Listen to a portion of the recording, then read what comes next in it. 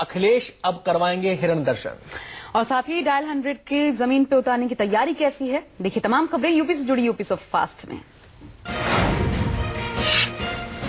मुख्यमंत्री अखिलेश यादव के गांव सैफई में ऑल वेदर स्विमिंग पूल बनकर तैयार हो गया है, यानी हर मौसम में ये स्विमिंग पूल खुला रहेगा। मुख्यमंत्री अखिलेश यादव ने सैफई में इस स्विमिंग पूल का उद्घाटन किया। इस पूल को 2 साल में बनाकर तैयार किया गया है, जिसको बनाने में करीब 207 करोड़ रुपए लगे। इस स्विमिंग पूल का निर्माण दिल्ली की V3S कंपनी के जरिए किया गया। ये पूल अंदर से पूरा एयर कंडीशनर है।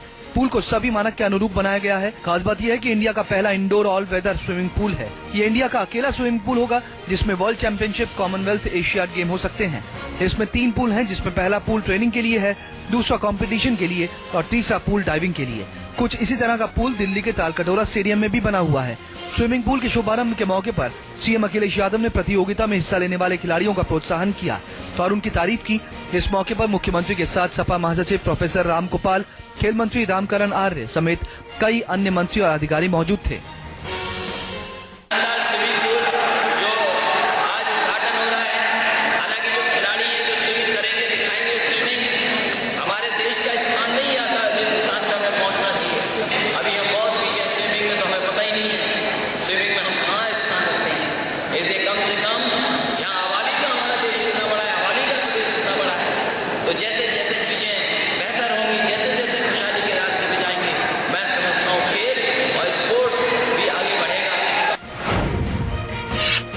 यूपी की अखिलेश सरकार की महत्वपूर्ण योजना डायल 100 को सफल बनाने के लिए डायल 100 पर तैनात होने वाले पुलिस कर्मियों को ट्रेनिंग दी जा रही है, ताकि ट्रेनिंग के बाद डायल 100 पूरी तरह से कामयाब हो पाए और आम लोगों को मदद मिल सके।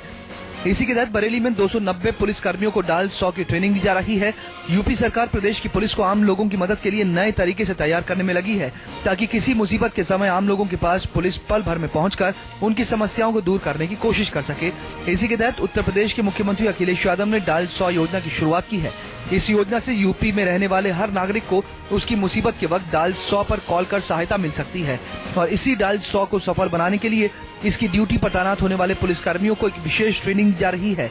अखिलेश सरकार की महत्वपूर्ण योजना डायल 100 में काम करने वाले पुलिस कर्मियों की 18 दिनों की ट्रेनिंग होगी, जिन्हें ट्रेनिंग देने के लिए ट्रेनर हायर किए गए हैं। बरेली में एक ट्रेनिंग सेंटर पर 290 पुलिस कर्मियों को ट्रेनिंग दी जा रही है। इस ट्रेनिंग में सभी को सिखाया जा रहा है कि जरूरत के समय कैसे लोगों की मदद की जाए। बरेली में चल रहे डायल 100 के पुलिस कर्मियों के ट्रेनिंग सेंटर में बरेली जोन के IG Vijay Singh Meena, DIG Ashutosh Kumar, Bareilly SSP RK. Bhardwaj के साथ एसपी ट्रैफिक भी मौजूद थे।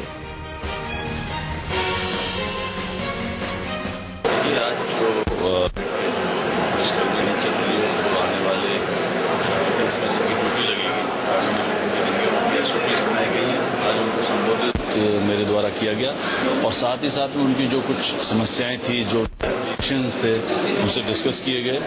ये एक बहुत ही अच्छी योजना है जिसके अंदर ये फर्स्ट रिस्पॉन्डर के रूप में काम करेंगे और जैसे ही डायल 100 पे सूचना आएगी ये तुरंत मौके पर पहुंचेंगे और जो भी समस्या होगी उसका निराकरण करेंगे, एसेस करेंगे कि और अतिरिक्त फोर्स की आवश्यकता है या नहीं है और उस बेसिस पे फिर। यूपी के मुख्यमंत्री अखिलेश यादव ने आज जनपद इटावा में डियर सफारी पार्क का उद्घाटन किया। बहुत जल्द ही लोग इस सफारी का मजा उठा सकेंगे।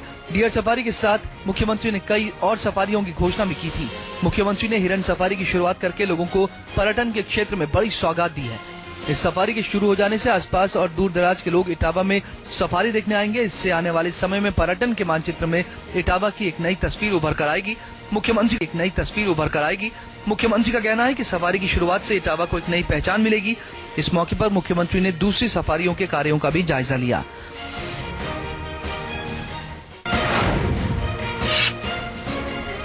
उत्तर प्रदेश के मुख्यमंत्री अखिलेश यादव ने आज इटावा के नगलाबरी गांव पहुंचकर बीएसएफ के शहीद जवान नितिन कुमार यादव के परिजनों को 20 लाख रुपए की आर्थिक सहायता का चेक प्रदान किया।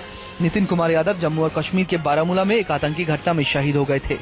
सीएम ने शहीद के परिवार के प्रति सांत्वना व्यक्त करते हुए कहा कि संकट की इस घड़ी में राज्य सरकार उनके साथ है। उन्होंने कहा कि राज्य सरकार शहीदों का बहुत सम्मान करती है और उनके आश्रितों को हर संभव सहायता देने के लिए तत्पर है।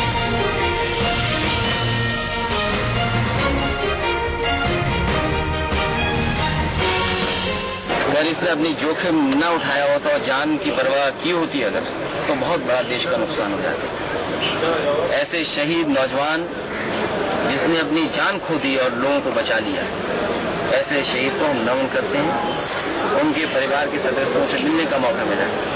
हम उन्हें भरोसा दिलाते हैं समाजवादी सरकार उनके साथ है। हमारा समाजवादियों का ये फैसला था सरकार का, जो भी शहीद होगा और हालांकि जिसकी भी ड्यूटी पर जान जाएगी, चाहे वो पुलिस का हो, हमारी सेंट्रल फोर्सेस का हो, सरकार उसके परिवार की 20 लाख से मदद करेगी। आज मैंने सरकार की तरफ से उन्हें 20 लाख का चेक दिया है।